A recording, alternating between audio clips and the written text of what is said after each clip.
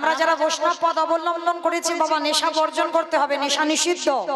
মানে আমাদের একটা চা পর্যন্ত খাওয়া যায় না, তাহলে একটা চা যদি নেশার মধ্যে পড়ে, তাহলে বাবা ভোলানাথ বৈষ্ণব হয়ে তিনি গাঁজা ভাং খায় কি করে? বাবার তো একটাই নেশা, হরি নামের নেশা। তাহলে বাবাকে দাও যে গাঁজা কলকে গুলো যাই কোথায়, বলে ওটা বাবা খায় না, বাবার ভূত পেতনি নন্দী ভিভিরা খায়, বাবা কোনোদিন খায় না। আর ভুল করে মা এ জীবনে কোনোদিন বলো না যে বাবা গাঁজা খায়, বাবা বৈষ্ণব, বাবা গাঁজা খায় না। তো এইবার লক্ষ্য করেন আমার ভোলানাথ। আচ্ছা মা, ভোলানাথের বাড়ি কোথায়? কৈলাস। কৈলাসে গিয়ে নারদ আর ব্রহ্মা ডাকছে, নন্দী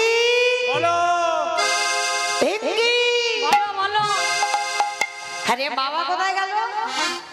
চারিদিকে খোঁজাখুঁজি বাদি দিয়েছে, বাবাকে দেখতে পাচ্ছে না। হাই ভগবান, তাহলে কোথায় গেল? ধ্যানা যোগে বসলো, আর ধ্যানা যোগে বসে দেখছে বাবা কি করছে জানো? বাবা তো কৈলাস ছাড়া আরো একটা প্রিয় জায়গা আছে, বলো তোমার সেই জায়গাটা কোন জায়গা? শ্মশান। বাহ, দেখেছো আমি গাইবো কীর্তন কি, আমার থেকে তো বেশি জানি। তাহলে বাবার বাড়ি হচ্ছে শ্মশান, বাবার সব থেকে প্রিয় জায়গা শ্মশান। তো বাবা ধ্যানা যোগে আজকের ব্রহ্মা নারদ ধ্যানে দেখছে বাবা কি করছে জানো?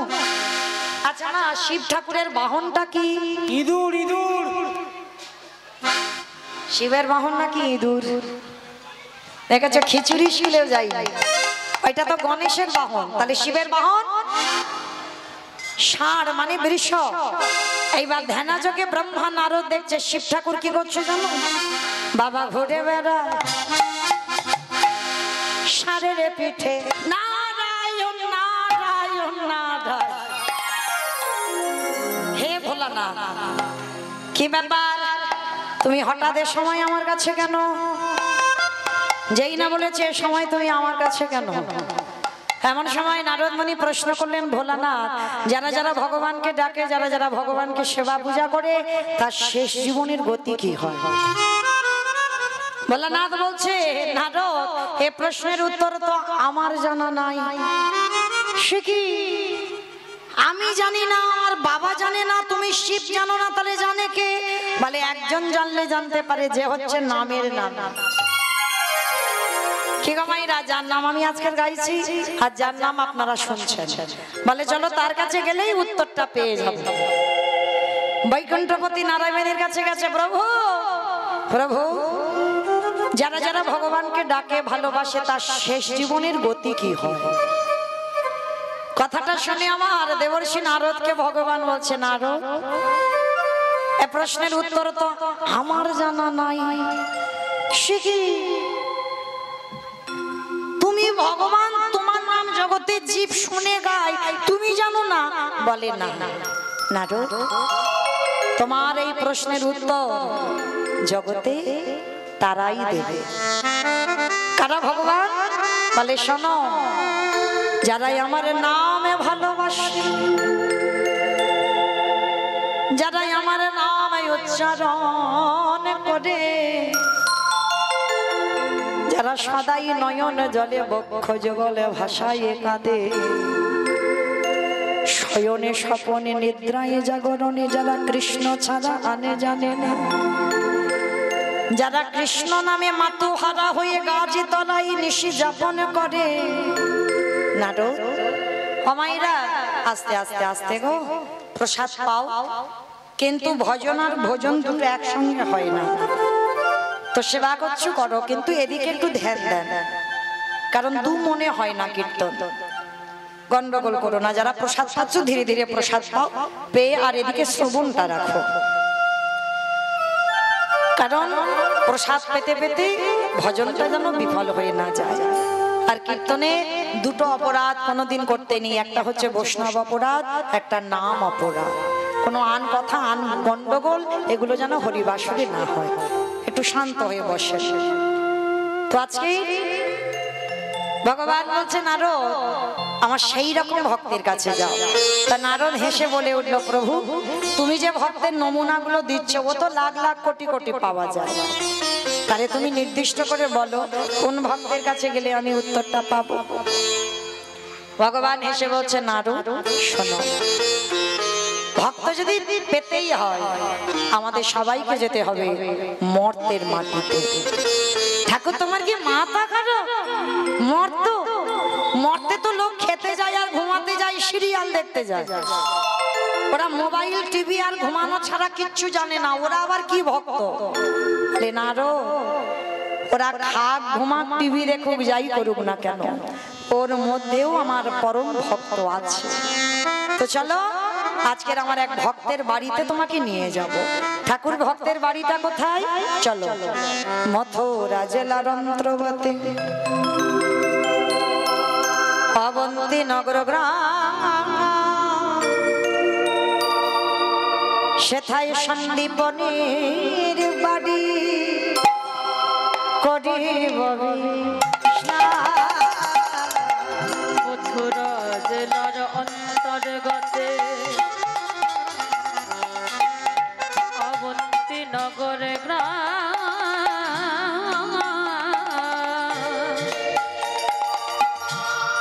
সেথা সন্দীপনের বাড়ি করিব বিশ্রাম। বলি যাব আমরা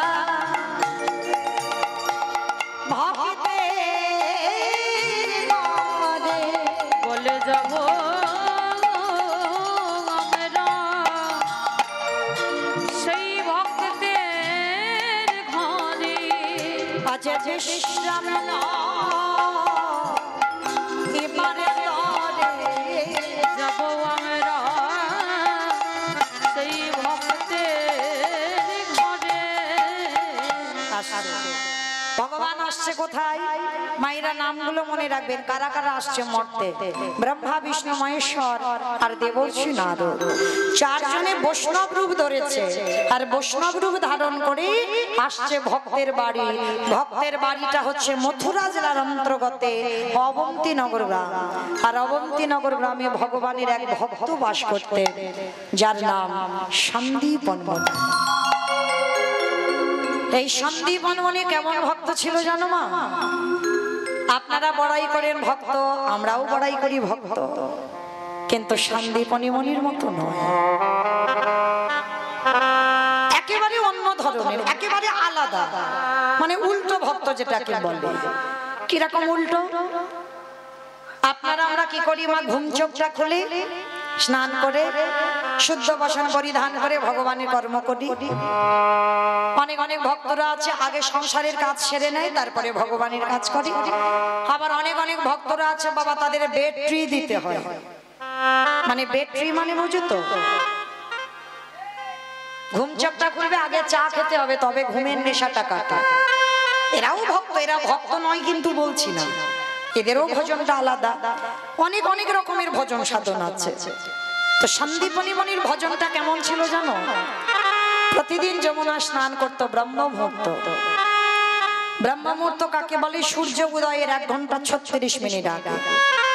এই সময়ে রোজ যমুনা স্নান করে।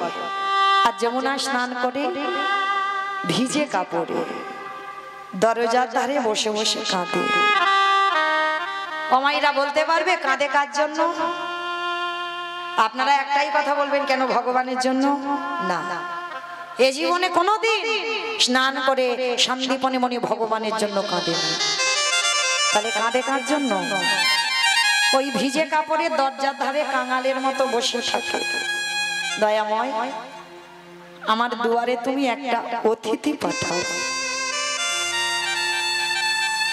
কি গো মায়ের, একেবারে উল্টো ভক্ত নয়?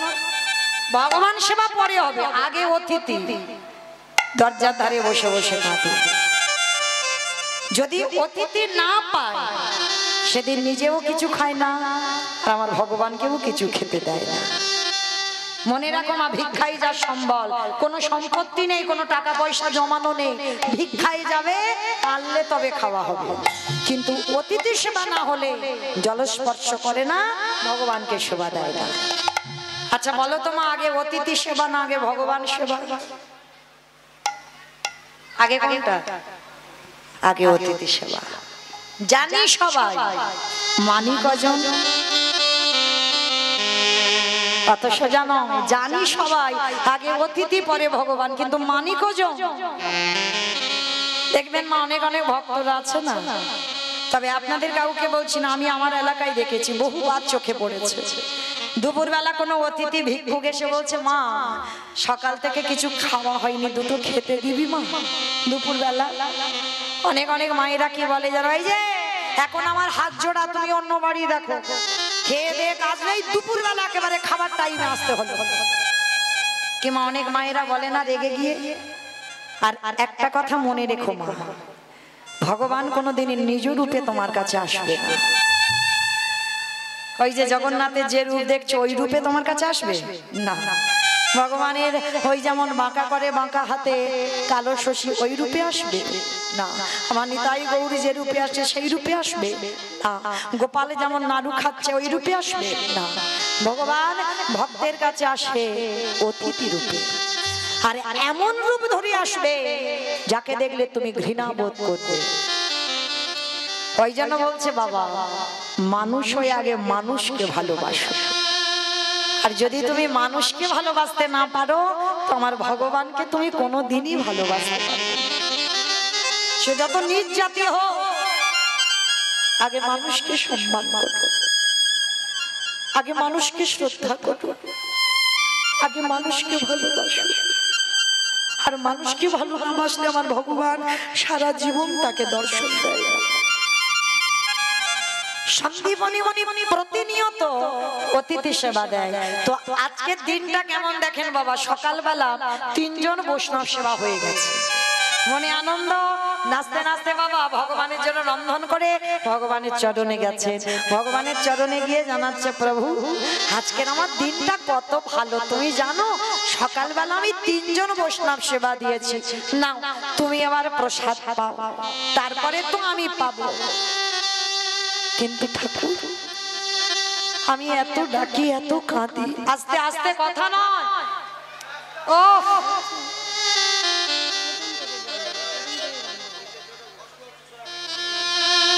প্রসাদ পাচ্ছ পাও, কিন্তু এত গন্ডগোল হচ্ছে কেন?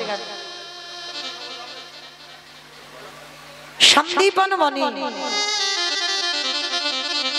নয়ন জলে বুক ভাসিয়ে কাঁদছে, দয়াময় ছোটবেলা থেকে তোমায় ভালোবাসি, ছোটবেলা থেকে তোমায় ডাকি, আমার ডাক কি তোমার কানে যায়? ওগো দয়াময়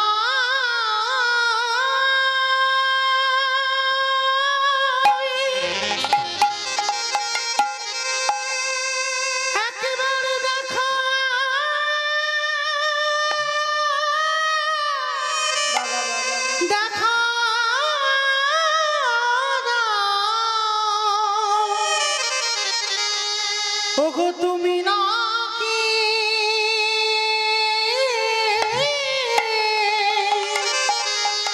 ভক্তি ভগবান।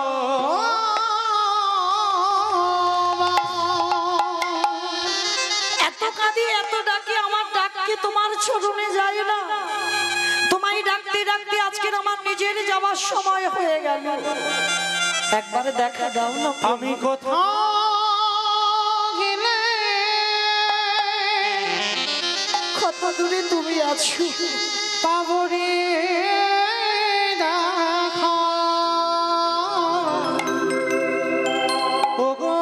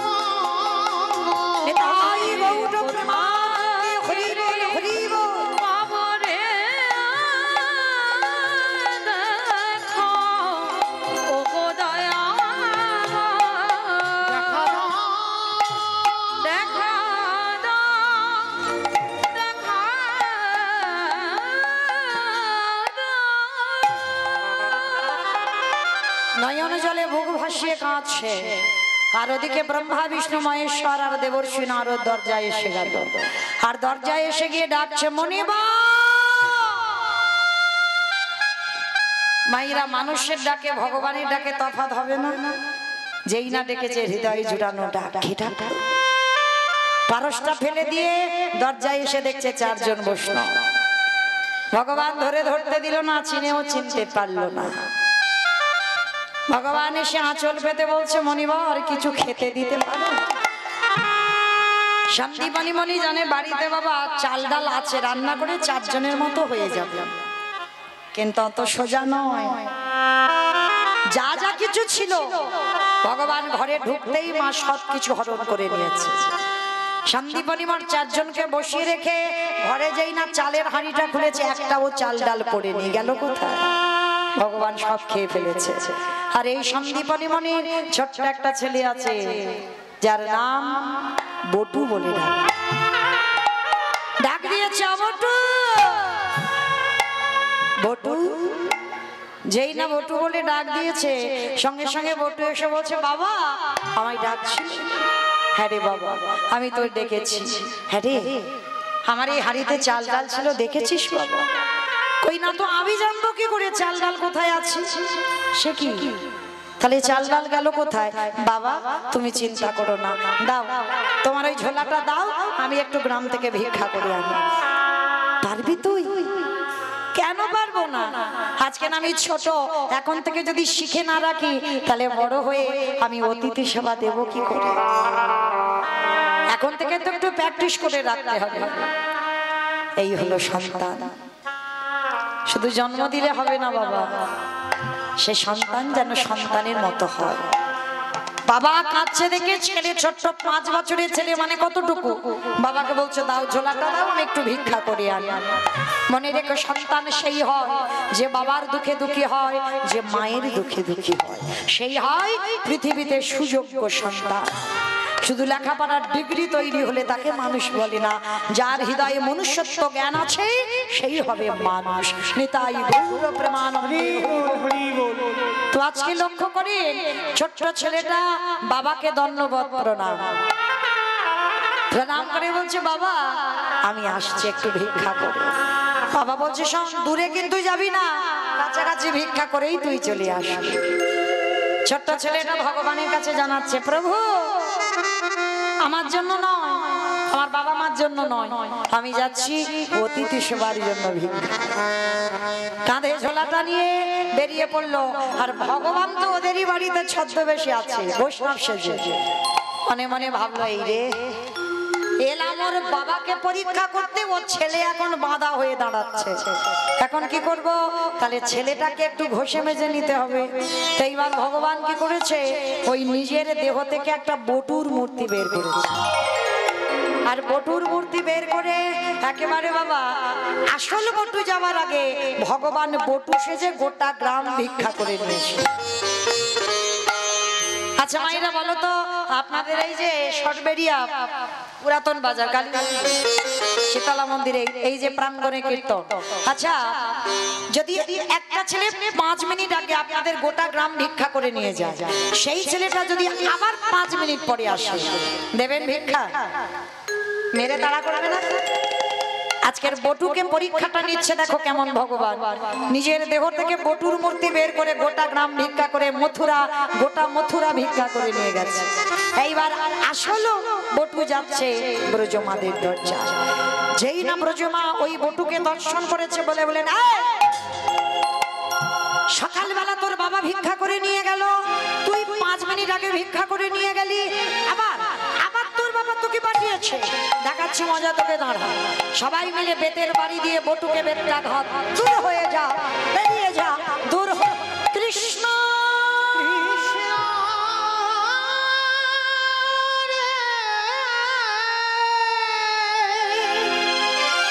এত মারা মেরেছে, ছেলেটা রঙ্গ দিয়ে রক্ত ঝরে ঝরে পড়ছে।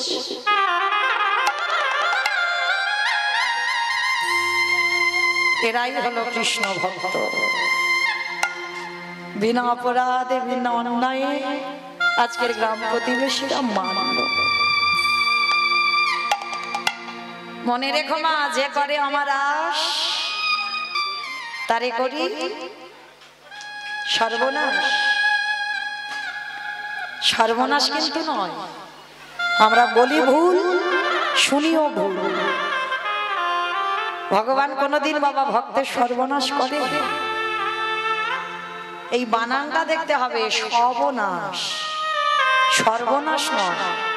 ভগবান জীবনে ভক্তের সর্বনাশ করে না। যে করে আমার আশ তারে করি সর্বনাশ। সর্বনাশ মানে ক্ষতি নয়।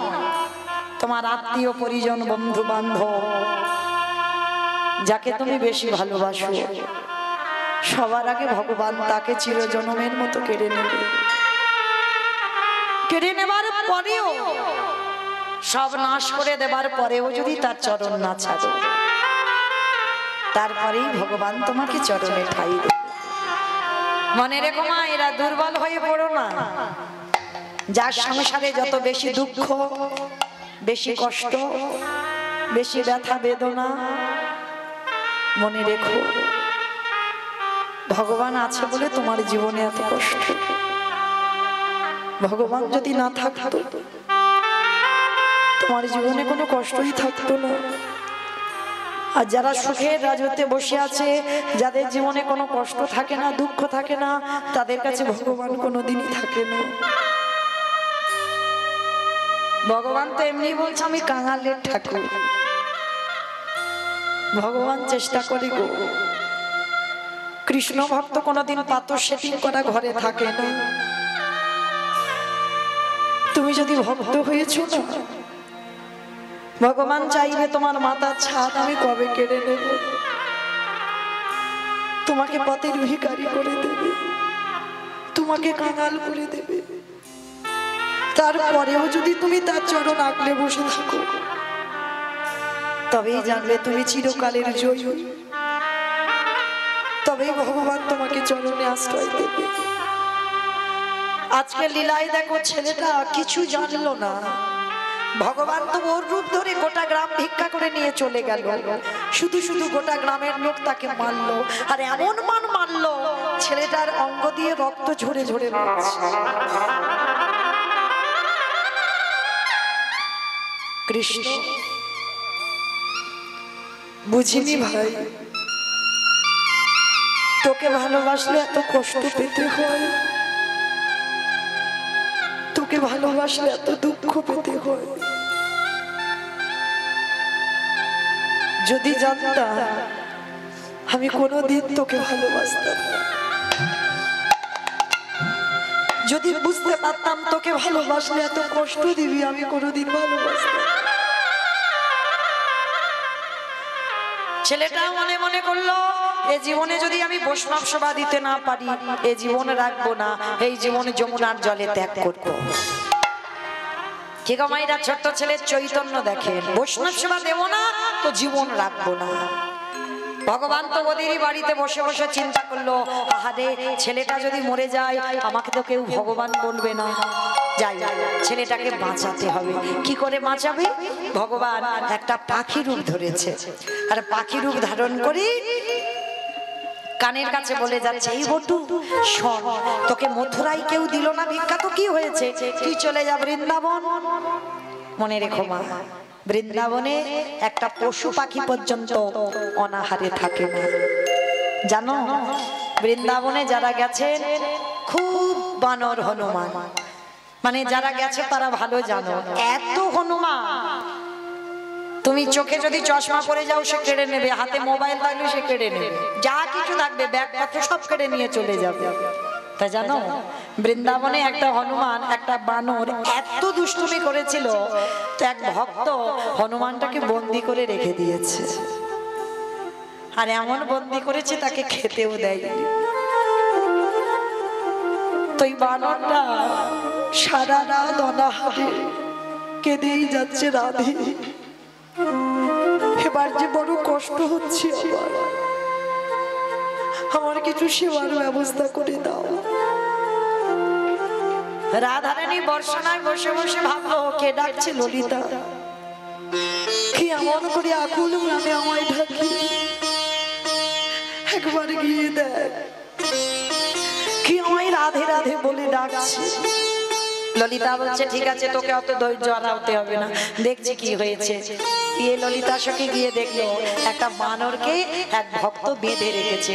সকাল থেকে এত দুষ্টুমি করেছে, তার গাছের ফল কেড়ে নিয়েছে, সবকিছু তছনছ করে দিয়েছে, ওই বানরটাকে বেঁধে রেখে দিয়েছে। আর সেই সারা রাত না খেয়ে রাধে রাধে বলে কাঁদছে। ললিতা ফিরে গিয়ে বলছে রাধে, ওটা কোনো মানুষ টানুষ নয়, একটা বাঁদর এত দুষ্টুমি করেছে, তাকে বন্দি করে রেখেছে। ললিতা রে, ও বানরে জাতি হতে পারে, কিন্তু ও যে অনাহারি আমার নাম ধরে ডাকে,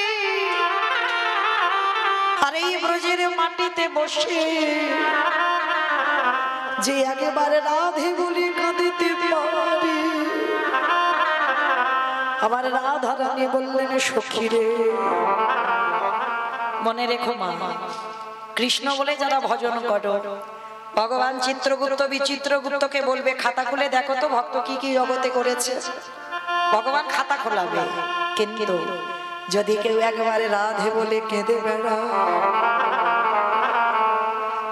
আমার রাধা রানী কোনোদিন চিত্রগুপ্তকে ডেকে বলে না খাতা দেখো।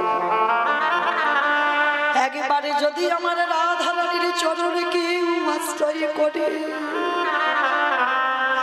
আমার রাধা রানী কোনো বিচার না করে তাকে চরণ তলে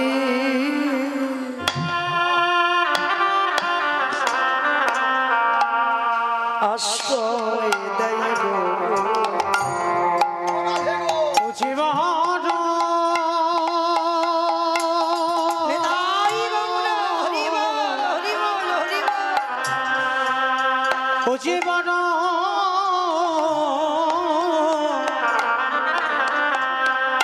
বড় কৃপা কৃপাময়ী রাধে চরণ তলে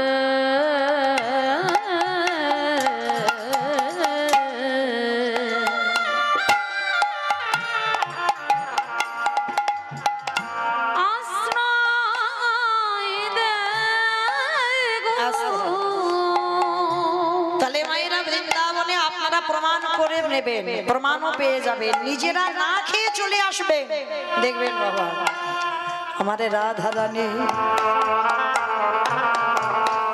মাঝে রাস্তায় গিয়ে ভক্তকে নিজের হাতে আমার রাধা রানী খাইয়ে দিয়ে আসে। আজকের এই রাধা রানীর এমনই একটা মহিমা আছে। তা আমার গোবিন্দের মনে পড়ে গেছে, তা একটা পাখি রূপ ধরেছে, আর পাখি রূপ ধরে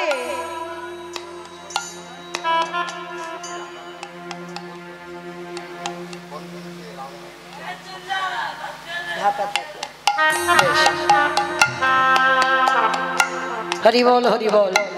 আমার বাবা ঠাকুর প্রশ্ন করলেন, রাধা রানীর চরণ সর্বদা একটু ঢাকা দিয়েই রাখতে হয়, কেন জানো? ওই চরণ বড় দুর্লভ চরণ, ওই চরণে একমাত্র আমার গোবিন্দ দর্শন করতে পারে। যাদের ঘরে আমার শিব বিগ্রহ থাকবে, রাধা মাধবের বিগ্রহ, রাধা রানীর বিগ্রহ, সবার কাছে নিবেদন চেষ্টা করবেন আমার গোবিন্দ চরণ দর্শন করা যায়, কিন্তু আমার রাধা চরণ সর্বদাই একটু ঢাকা দিয়ে রাখবেন, কারণ ওই চরণটা সবার দর্শনের জন্য নয়। আর অনেক সাধ্য সাধনা হলেই তবে আমার রাধা চরণ দর্শন হয়। কেন জানো? আমার এই গোবিন্দ বললেন রাধে গো,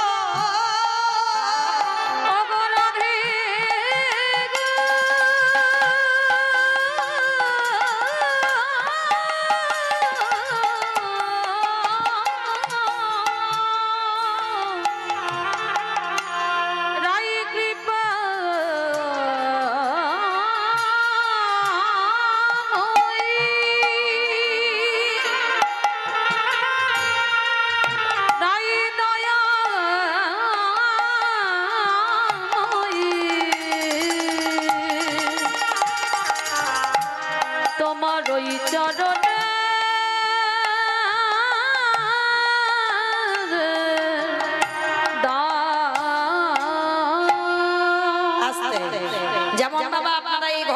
জানেন এই রাধা চরণ কেউ দর্শন করতে পারে না, যেমন সেই শ্যামানন্দ আপনারা জানেন না এই কাহিনীটা। শ্যামানন্দ প্রভু ওই রাধারানী বৃন্দাবনে যখন নৃত্য করেছিল রাস নৃত্য, আর সেই নৃত্যতেই রাধারানীর চরণের নূপুর খুলে গেল।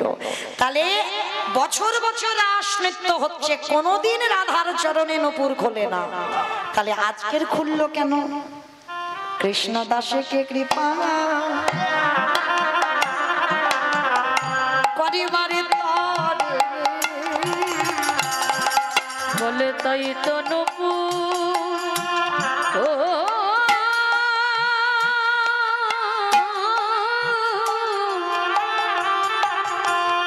নূপুর খুলে গেছে, কৃষ্ণ দাসকে কৃপা করবে বলে। বছর বছর রাস নৃত্য হচ্ছে, কোনোদিন পায়ের নূপুর খোলে না, তাহলে সেদিন খুলেছিল কেন? না কৃষ্ণ দাসকে কৃপা করবে বলে। তার আজকে ললিতাকে যখন প্রশ্ন করলো আমার নূপুরটা নিয়ে আয়, কি বলেছিল কৃষ্ণ দাস? বলে নূপুর দেব, আগে যার পায়ের নূপুর আগে তাকে আসতে বল। ললিতা যখন গিয়ে বলেছিল রাধারানীকে, রাধারানী বলেছিল অসম্ভব, যে চরণ আমার গোবিন্দ ছাড়া কেউ দর্শন করে না, আমার চরণ যদি একেবারে কেউ দর্শন পেয়ে যায়, যদি সে কোটি কোটি জন্ম পাপ করে থাকে, সকল পাপ থেকে সে মুক্তি পেয়ে যায়, তাই আমি চরণ কাউকে দেখাবো না। ললিতা বলেছিল রাধে রে, তুই চরণ দেখাবি না? না, আমার কাছে তুই এইরকম করে কথা বলছিস কেন? কিন্তু ভেবে দেখেছিস যে নূপুর কোনোদিন খোলে না, তাহলে আজকের খুলেছে কেন? তাহলে তুই তো কৃষ্ণ দাসকে কৃপা করবি বলে খুলেছে। রাধারানী বলল ললিতা রে, তুই ঠিকই বুঝতে পেরেছিস আমার মনের কথা, যে এতদিনে ধরে ঝাড়ু সেবা দিয়েছি, কতদিন গুরু আশ্রমে থেকে মাথায় কলসিতে করে জল এনে ফুলের গাছে দিতে দিতে মাথায় পোকা হয়ে গেল। যার এত গুরু ভক্তি, যারা গুরু সেবা, তাকে কৃপা করব বলেই তোমার নূপুরটা খুলে এলাম। চল এবার তোর নূপুর নিয়ে আসবি। এইবারে রাধারানী গেছিল সেই কৃষ্ণ দাসের কাছে, আর যেই না প্রভু শ্যামানন্দ প্রভুর কাছে গেল, তখন রাধারানী বলছে দাও এবার আমার নূপুর। বলে দেব তো বটে, আগে দাও দাও চরণ, তুমি আমার হৃদয়ে দাও। আমি যে ওই চরণে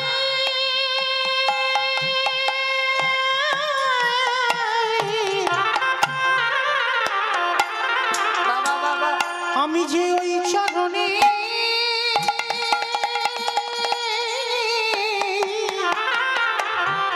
বড়ই অভিলাষী, বলে দাও দাও চরণ আমার হৃদয়ে দাও। রাধা চরণ ডাকতে গেলে সোনার পাত্রে ডাকতে হয়। রাজনন্দিনী প্রেমময়ী সোনার পাত্র পাবে কোথায়? কৃষ্ণদাস বললেন রাধে গো, আমার কাছে তো সোনার পাত্র না, আমারে আছে এই হৃদয়ে পাত্র, তুমি তুলে দাও। রাধারানী বলল কৃষ্ণ দাস, তোকে তো কৃপা করব, তবে শোন আমার নূপুরটা তুই নিজের হাতে আমার পায়ে পরিয়ে দে। পরিয়ে দিয়েছিল আমার সেই শ্যামানন্দ প্রভু, আর সেই নূপুরটা নিয়ে শ্যামানন্দের গুরুদেবের দেওয়া তিলক মুছে দিয়ে করে দিয়েছিল নূপুর তিলক। শ্যামানন্দ পরিবারের যারা ভক্ত আছেন তাদের কপালে দেখবেন নূপুরের, মানে রাধারানীর চরণে নূপুরের মতো তিলক, এটা শ্যামানন্দ পরিবারের তিলক। তো আজকে সেই রাধা চরণ বড় দুর্লভ, কোটি কোটি সাধ্য সাধনা হলে তবে রাধার চরণ দর্শন হয়। ওই জন্য যাদের ঘরে বিগ্রহ আছে প্রত্যেকের বলে যাই, রাধা চরণ সে যাই পড়াও, শাড়ি পরাও আর যেমন ঘাগরা পরাও, যাই পরাও, কিন্তু রাধা চরণ সর্বদাই ঢেকে রাখবে, কিন্তু গোবিন্দ চরণ যেন দর্শন হয়। আর বিগ্রহ দর্শন করতে গেলে একটা কথা মনে রেখো মা, সর্বাগ্যে ভগবানের চরণ দর্শন করবেন। আমরা অনেকে বারব্রত উপবাস করি, ডালাটা দিয়ে নিবেদন করলাম। ভগবান কি কোনোদিন তোমার ডালার দিকে দেখে? কখনো দেখেনি। তাহলে ডালা যখন ভগবানকে দেবে, নিবেদন যখন করবে, তোমার লক্ষ্যটা যেন ভগবানের চরণে থাকে। চরণ দর্শন করবে, তারপরে কোটি দেশ দর্শন করবে, তারপরে ভগবানের বদন দর্শন করবে। কোনোদিন ভুল করে সরাসরি ভগবানের বদন দর্শন করতে নাই। আর ভগবানের যদি দর্শন এইভাবে করো, তাহলে ভগবান তোমার কি দেখবে? কি গো, ভালো ভালো খেতে দিয়েছে ওইগুলো দেখবে না? তাহলে কি দেখবে? ভক্তের নয়নের দিকে ভগবান তাকাইছে। ও যে ভক্ত বড়,